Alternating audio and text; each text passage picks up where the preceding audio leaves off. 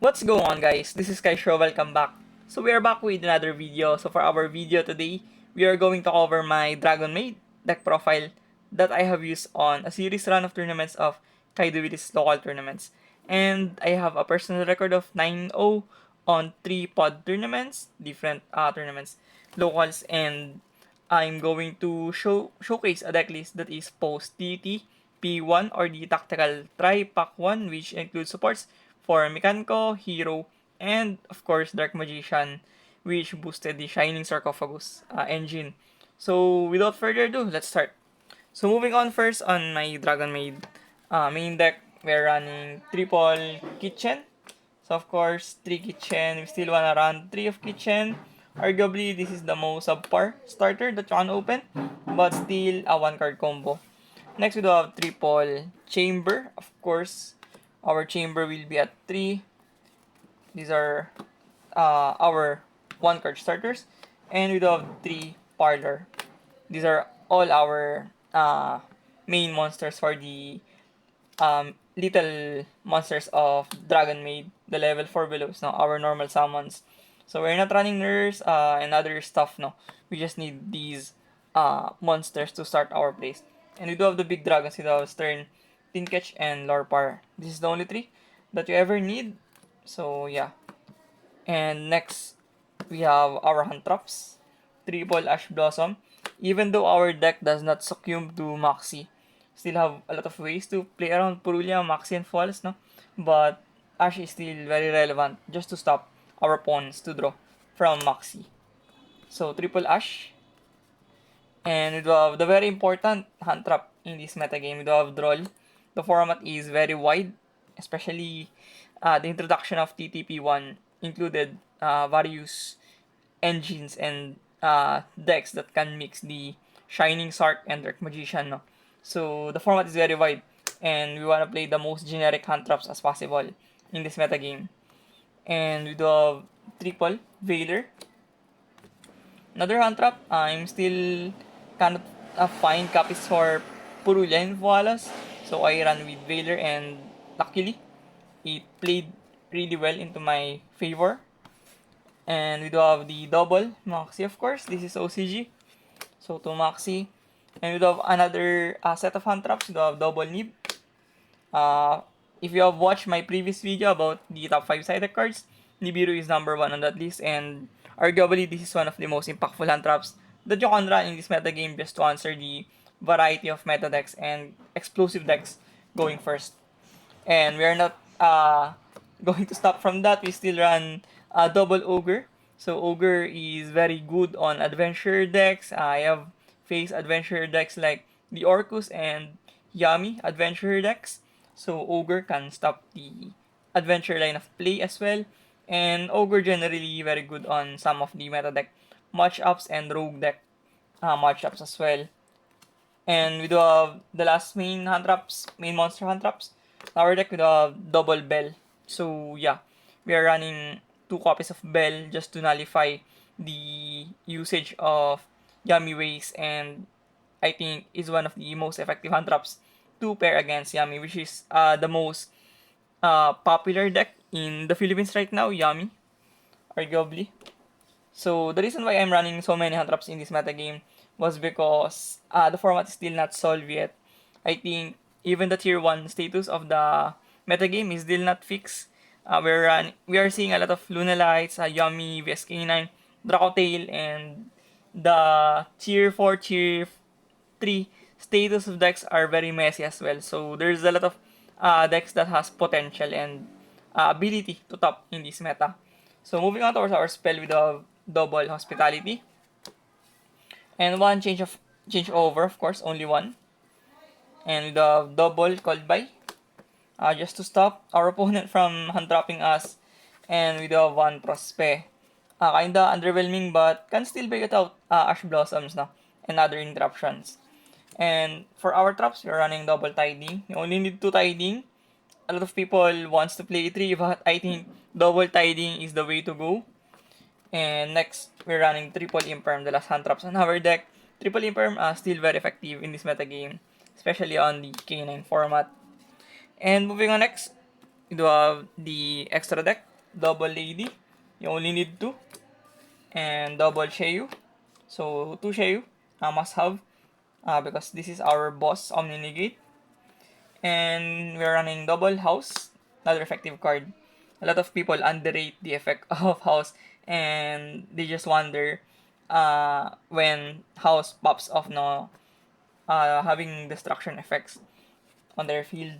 And with the one Filia Regis didn't come up, I think just a niche card. And next we have the Fusion Dragon, Borreload Fusion. Another card that does not come up no on a lot of situations, but when it does come up, it's still very potent. And with the 1K Star Source, another card that can bring out so many ways to interact with the opponent and can force out interactions sometimes. And towards our links, we're running 1 Striker Dragon, 1 Sphere Mode of course. I'm running Cross Ship here because I'm running access code. So this is my replacement for the Super Poly package which I normally run on this build, no? I'm always opting for the Garura, Madragon, Golem, but now I have opted to play a Link package which ported the Cross Ship and access code Talker. And moving on next, we have our very generic Little Knight, of course. And the last card on our extra deck would be Tingrisu. I think this is just very optional. We have a couple of level 8s on our deck, so we are able to utilize this card, but I think Typhoon is better, no? I just didn't have the copy of Typhoon. So yeah, I'm running 1 Tingrisu. Moving on towards our side deck, we are running double Lancea. So I'm kinda regretful that I have only played 2 Lancea because I have fought against Orcus and Lunalight on those tournaments. And yeah, Lancea is just so massive against those matchups. And not to mention, Malice is still a thing no, even though losing Appaloosa, is still a very good deck. And we're running 1 Santa Claus, our answer towards Lunalight. The Liger Dancer is just so pesky. We wanna avoid playing through that card, so we just use this Santa Claus just to tribute it off. And we're running double Dark Ruler No More. Another very good generic card. If you are in doubt in this format or on any other format, no, it's very safe to use Dark Ruler No More.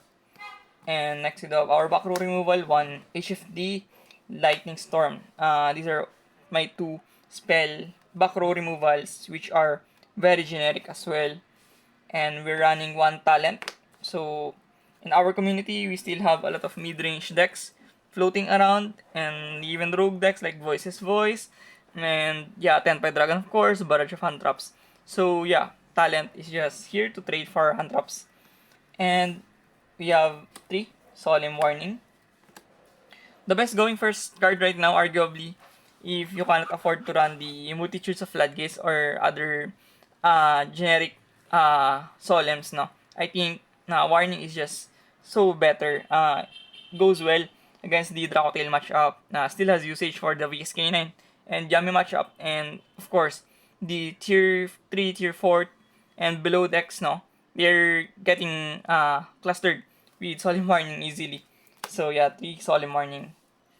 And moving on towards my other drops, running 1 Evenly Match, another card to beef up, may going second Prowess, and 1 Red Reboot cannot undermine the potential of facing through stun decks, which we normally does in the country, in the Philippines, no? A lot of people are still playing stun decks, meta beat decks, Runic Monarch, and even some of my matchups are Arco Stars, no?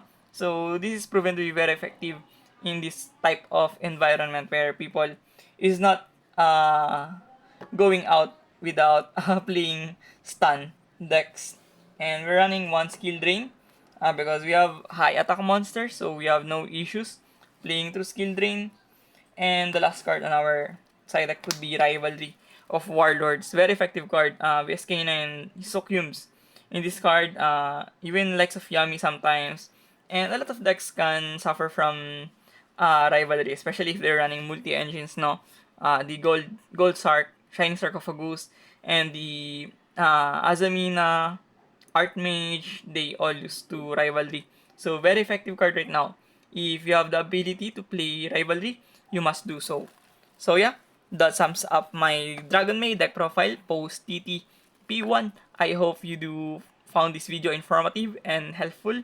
So, if you are new to our channel and you still haven't checked my membership inclusion on our channel, it is now launching for you guys, and this will be a very pivotal step towards making more informative contents, making better contents for the improvement of both players and watchers for our channel. And I really hope that you can find the opportunity to subscribe to my membership, and I can really vouch that I'm going to make so many contents and really high quality knowledge that you can always pick up on our channel. So yeah, that sums up my video for today. So if you found this video informative or helpful, please do consider subscribing. It definitely motivates me a lot to keep providing this content for you guys. So once again, thank you for watching. See you in the next one. Peace.